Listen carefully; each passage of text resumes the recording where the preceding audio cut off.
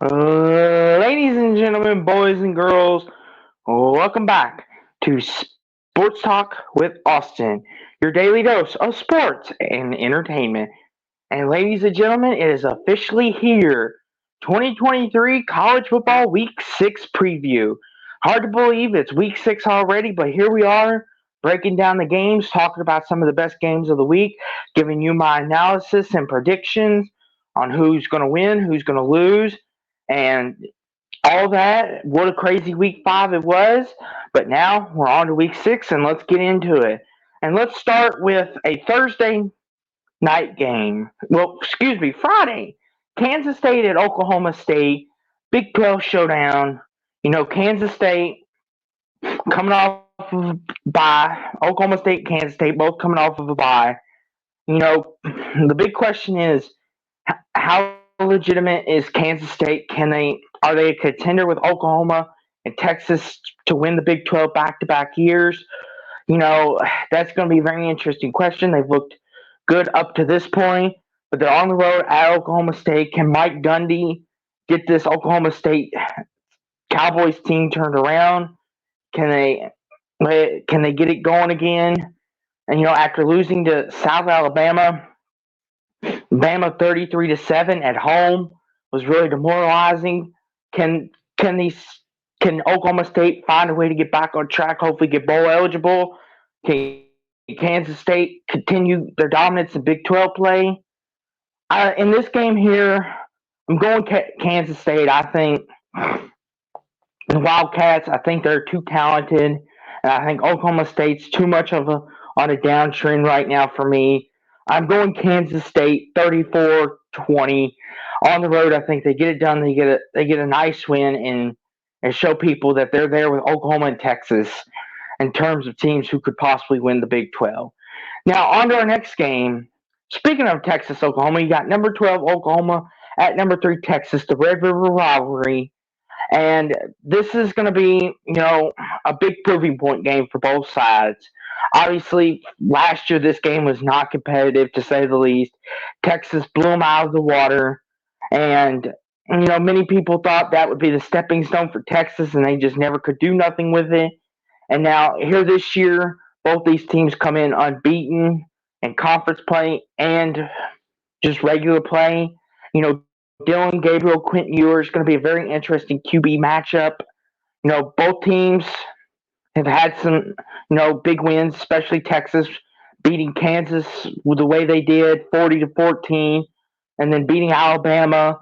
You would say the momentum is with Texas right now, but Oklahoma, I think they got a lot to prove, and I think they prove it Saturday. Brent Venables and the defense gives Texas a challenge, and I think Oklahoma wins this game 34-28 on the road. I think they go at Texas and win and get the job done.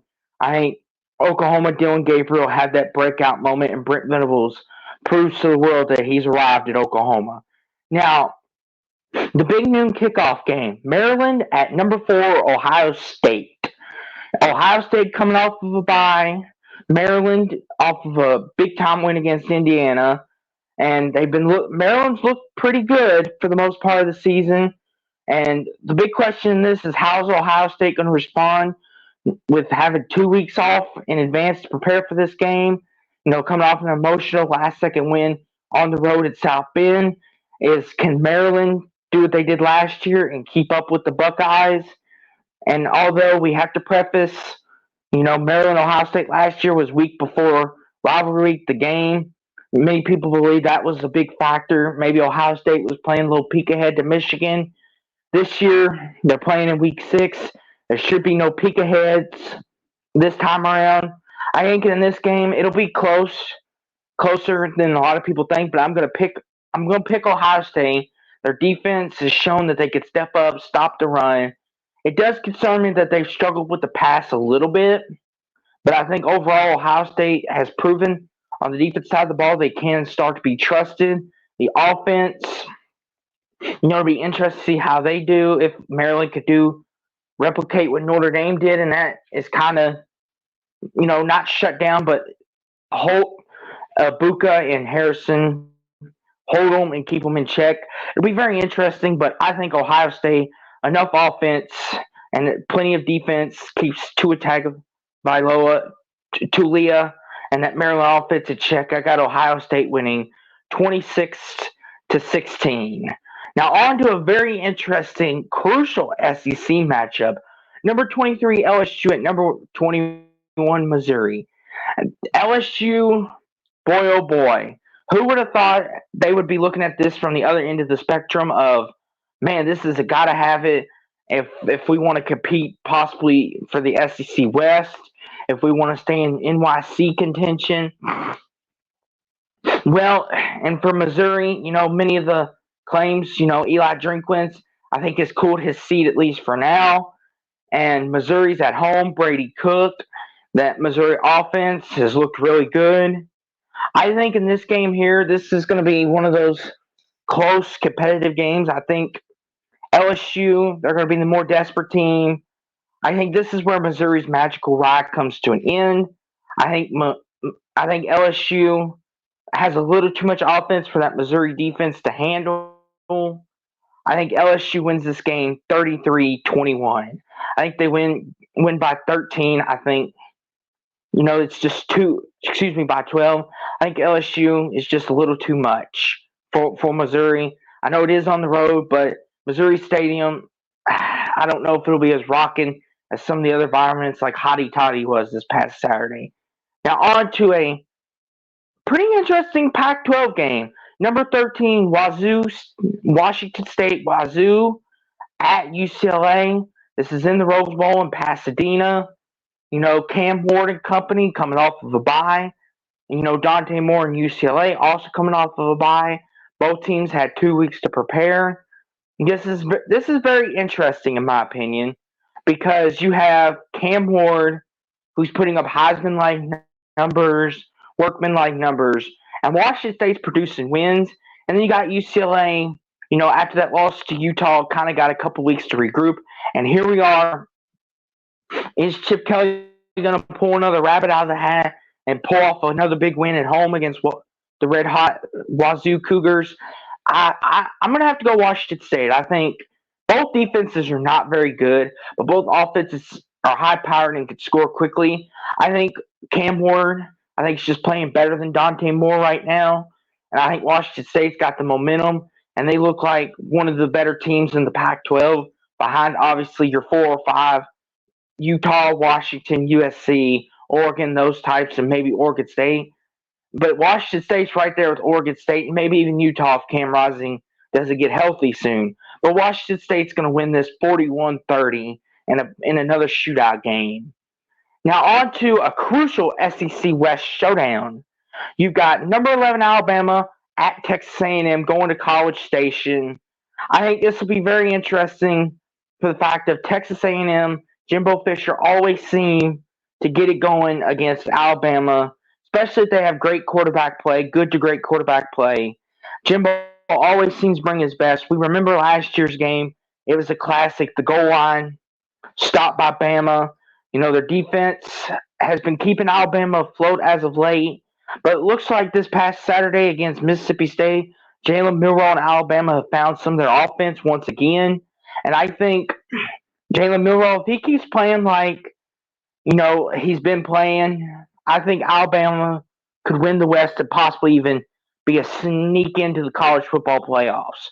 But in this game here, I'm going to pick Bama because I just feel like A&M, I just think Alabama, bigger games tend to come through more. And I think that Alabama defense, Kool-Aid McKistry and company, I think are going to give Texas A&M trouble, especially with their backup, with Connor Wigman being out. I think Alabama wins this game in a close defensive battle, 24-20. I think the Tide win the defensive battle. And Jalen Milroe, as long as he doesn't throw any more than 2 picks, Bama should be all right. Now, on to an interesting ACC matchup this weekend. You got Syracuse at number 14, North Carolina in Chapel Hill. This is very interesting because Syracuse, who was ranked and then now they're not ranked anymore, now going at North Carolina, Chapel Hill. North Carolina's had 2 weeks off to prepare, get ready, all that. And it's going to be very interesting because Garrett Schrader, is a team. He's a guy who can do it all. He's got an arm. He's got a heck of a running skills. Obviously, he showed that on display, and I think he's going to give North Carolina some trouble in this game. But North Carolina and Mac Brown, they've had 2 weeks to prepare. Syracuse is coming off that devastating loss at home to Clemson, and I think this will be one of those games. Drake, man, the offense is going to come out swinging. The big question is, can they contain Syracuse running attack? North Carolina, can their defense contain Syracuse's running attack? I think they'll be able to contain it somewhat. They're going to make them a passing team, which they do okay, but that's not their strength. But I got the Tar Heels winning this game 27-20. I think they win a close one at Chapel Hill in North Carolina fashion. Now on to a pretty interesting game. Wake Forest at Clemson.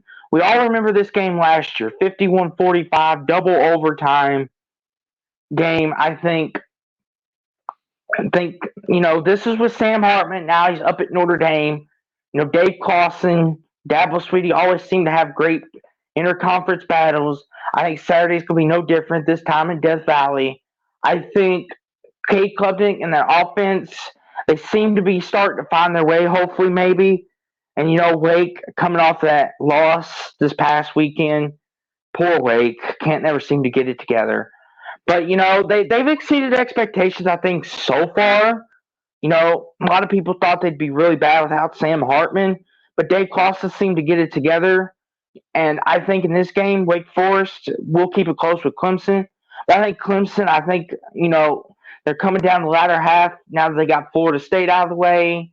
And, their next biggest game will probably be North Carolina on that schedule. I think Clemson is now finally finding their way, getting some traction, maybe getting themselves back on target. Wake, I think they always keep it close. Dave Clawson, the slow mesh offense. But I think Clemson's going to be too much, especially at home. I got Clemson winning 31-17. Now on to the Pac-12 again. Colorado at Arizona State. This is at the desert. It's going to be the nighttime. Pac-12 after dark. Colorado, the hype train has kind of slowed down a little bit. Can they keep? Is Colorado? People are beginning to question, is Deion the right guy? Has Colorado? Are they legit? Well, we're going to find out a lot because they're going to the desert to visit Kenny Dillingham and Drew Pine and that Arizona State offense, Arizona team, Arizona State, who gave USC a run for their money a couple weeks back, and now we're going to see Coach Prime go up to the desert for the first time. Can Colorado squeak this one out? Both defenses are more than likely not as good as they should be.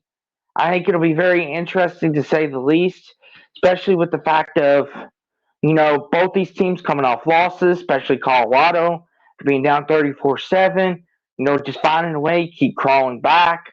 Almost won that game because USC's defense was atrocious.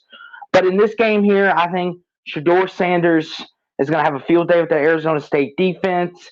I think Colorado's defense should be able to contain Drew Pine. Arizona State, there's not a lot to brag about. A lot of people were saying, maybe their offense isn't as bad as we thought. Once again, that was USC's defense. I think Colorado, who's on an even playing field, will kind of show that Arizona State's not what they are. I think Colorado gets a 45-20 win. Now, on to Big Ten Saturday night. We got number 2 Michigan going at Minnesota. And this is a game here, I think, very interesting because Michigan, at times they've looked really good, like the best team in the country, and then there's been times that they've looked so-so, and there's a lot of questions. Bowling Green and Rutgers, the 2 prime examples. Interesting, but Nebraska last week, as they looked really good last week, but they're going on the road at Minnesota. PJ Fleck, after giving up that 24-point lead to Northwestern, I think Minnesota at home is a very tough team. They play a lot of the teams tough. Ohio State, Penn State, Michigan, all those teams, Iowa, they play them all tough. And I think it's going to be no different here. But I think if Michigan could get the run game going and just wear that defense out and take the home crowd out of it early, I think Michigan should win this game, barely comfortable. But Minnesota, I think, can keep it close because they got the home crowd, and their defense will be amped up and fired up to get back on the field after having 2 weeks off and having that loss to Northwestern implanted in their brain by PJ Fleck. And I think they'll play them tough. But I think Michigan, as long as JJ McCarthy doesn't make any turnovers, that Michigan defense, I think, will slow some of the Minnesota offense down, especially their running game. But I think Michigan's going to win this game. But I think it's going to be a 30-21 victory. I think Michigan wins by 9, and I think it's going to be a lot closer than people think. Now on to SEC Saturday night. Number 20 Kentucky at number 1 Georgia. And in this game here in the Hedges in Athens, it's very interesting because you've got Georgia, who seems to keep surviving and not looking their best. Then you've got Kentucky, who's on the opposite end, who hasn't looked their best either. But then last week, Ray Davis, Devin Leary and company just absolutely swamped the Gators, no pun intended. And now both teams come into this after, Kentucky with their big win and all the momentum. Georgia, the number 1 team in the land, surviving Auburn at Jordan Hare 27-20. And now here we are. I think this will be very interesting. I think it's going to come down to quarterback play between Carson Beck and Devin Leary. I think both defenses are very good, but it's going to come back to whose quarterback does not make the mistake. And I think that'll be Carson Beck. I think Kirby Smart finds a way to win another one. I don't trust Kentucky in the big games, and this is a really big game for the Cats, and they seem to struggle against Georgia, even when they had Jake Fromm in those big games. And I think Georgia's running game and their defense shuts Kentucky down. I got Georgia winning this game 23-10. I think the Dogs get it done and keep it going. Now on to Arizona at number 9, USC. And this is very interesting because USC, it's their first home game after being out on the road for a couple trips. And, Arizona and Jed Fish, they're a very interesting team. Can they get it done? Can they survive? Can they at least make it competitive? After coming off a heartbreaking 31-24 loss to Washington, USC, barely hanging on to Colorado after going up 34-7 midway through the second. Caleb Williams in the offense is doing their job, but the USC defense is going to be key in this game, especially if they want to win. And I think this is going to be a high-scoring affair, but I think once again, Caleb Williams and that offense once again wins the game and wins this game 45-37 for the Trojans, especially since last year they went up to the desert and barely hung on there. I think once again it's another scenario where Arizona plays them tough, but Caleb Williams' offense wins the day once again and wins it for the Trojans. Now, on to another really interesting game. You got Arkansas at number 16, Ole Miss, and Hotty Toddy. The question now remains this. Can Ole Miss and Lane Kiffman keep this going? They got a very formidable opponent, KJ Jefferson. Hopefully Rocket Sanders is healthy and playing this game. I know he's been banged up with injuries, but can they keep this going? It's very interesting because Sam Pittman and company at Arkansas, could the seats be getting warm for the Hogs? We will have to see on that, but I think, Arkansas, if they want any chance of bowl eligibility, they need to win this game. And it's been shown that Ole Miss's defense is very easy to score on. LSU put 49 up on them. Bama put 24 on them. And so Arkansas should not have any trouble putting points up on them. But can Arkansas's defense contain Jackson Dart and Samir Juggs for the Rebels? I think Arkansas, Ole Miss, this is going to be another one of those shootouts, and I think Ole Miss wins this shootout. I think they win it 41-38. I think they win this shootout at home. If this was at Arkansas, I would consider picking the Razorbacks, but this is at Ole Miss. Hotty Toddy, especially at night, is electric, and you saw what it did against LSU. I think Same thing's going to happen here. I think Jackson Dart and company win another shootout. Now on to ACC Saturday night. Georgia Tech at number 17, Miami, Florida. Another interesting game on the slate of games. Georgia Tech, Haynes King. Georgia Tech's very Brent Key and the Georgia Tech team. They're very confusing. 1 minute they're beating these teams and they're looking good. Then the next minute they can't put up any points and they lose to Bowling Green. And Bowling Green seems to be a good non-Power 5 team. But if you're Georgia Tech, you have to win these games, especially if you want to go bowling. And as for Miami, they've had 2 weeks to prepare for this game. Obviously their offense, Tyler Van Dyke and company, has been looking really good. The defense seems to get back. Mario Cristobal seems to have his team going in the right direction. This is at Miami. Georgia Tech going on the road. Can Haynes King put a good enough performance together to keep Georgia Tech in it? I think Miami, too much offense. And I think Tyler Van Dyke and plus that Miami defense, I think, gets the Haynes King. Georgia Tech has speedy guys, but I think Miami's going to have antidote for that, slow some of that down. And I got Miami winning this game 27-19. And then on to our final game of the evening, UCF at Kansas. A tale of two different teams. UCF was up 35-7 over Baylor. And Baylor, 28 points behind, comes back and beats UCF. What in the world, UCF, are you doing? And then you got Kansas, who got blown out on the biggest stage in front of the whole world on ABC to Texas. And to be fair, Texas is arguably one of the best teams in the country. And Jason Bean was the starting quarterback. Jalen Daniels did not play. He was injured. He was a no-go. And that hindered Kansas's offense. And now in this game, and that's going to be a big key here in this game as well between these two, because if Jalen Daniels is not healthy and Jason Bean is the starter, is UFC going to come out with their head on fire and play with a little more passion, knowing what happened to them last week? But Kansas is at home in Lawrence. Can UCF go on the road to Lawrence, get it done?